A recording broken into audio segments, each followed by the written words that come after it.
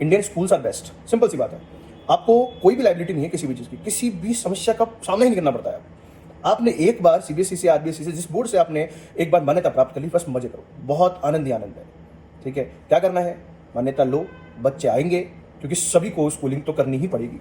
कोई कितना गरीब से गरीब बच्चा हो, चाहे आपके 25% जो राइट टू एजुकेशन वाली सीटें हो भरे, या उन्हीं सीटों पे आपने प्राइवेट बच्चों को भर दिया, वो सब वैलिड है स्कूल के अंदर, सब वैलिड है। जाओ तो सही, आप देखो तो सही, रियलिटी जा करके देखो, आप सब वैलिड है। 2000 रुपए की टेक्स्ट बुक्स को आप 10,000 में बेचो, कोई समस्या ही नहीं है।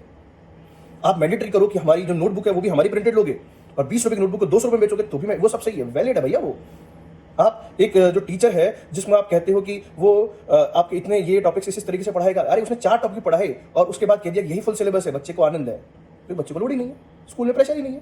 काहे का प्रेशर, बच्चे को फ्री रखना है, ये उसका बैग का वजन कम करना है। ठीक है, वजन तो उसके पास बाद में आएगा जब वो यहाँ से निकल जाएगा, अभी हमें फ्री रखना है। पेरेंट्स ने ऐसा कहा है, पेरेंट्स भी खुश है। आप लो ना, हमसे 5 लाख रुपए लो, क्या करवाना है बच्चों से, बस एक्टिविटीज करवा दो आप।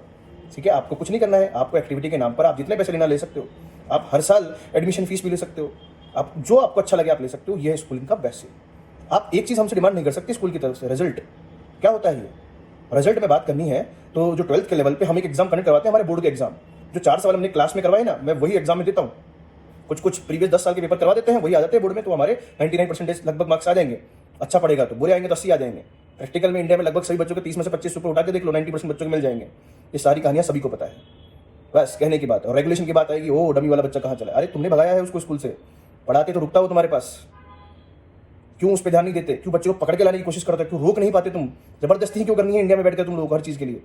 बात यह है, सरकारों पे किसी भी कोई समस्या नहीं, हर सरकार की सेम स्थिति है।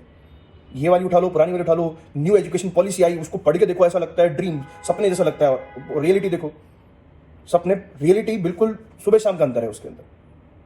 फिर अब बाद में आते हैं जेई की तरफ, एग्जाम की तरफ। बोर्ड के स्कूल के 95% टीचर से जेई मीन्स का पेपर सॉल्व करवा लो, 10 क्वेश्चन से ज्यादा हो जाए तो उनके सब्जेक्ट के अंदर नहीं होंगे।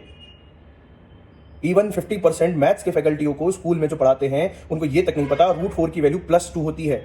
आज भी वो +-2 पे अड़िग है और मानते हैं इस बात को कि कॉपी उन्हीं को चेक करनी है। कौन उस चीज पे क्लेम करेगा, कोई नहीं करेगा करके। तो सबसे बेस्ट जगह है इंडिया में, कहीं इन्वेस्ट करना है स्कूल में इन्वेस्ट करो। सस्ती जमीन सरकार देगी, पैसा कमाने का जरिया सरकार देगी, और आप पे कभी क्वेश्चन नहीं उठाया जाएगा ना पेरेंट्स की साइड से। स्टूडेंट तो कभी करेगा ही नहीं, कि उसको खुश करना है, बस आपको सिर्फ खुश करना है। बेटा 12 साल तुम्हारे पास रहेगा, आनंद की जिंदगी जीनी है तेरे को। So best business to invest in next any year is school system.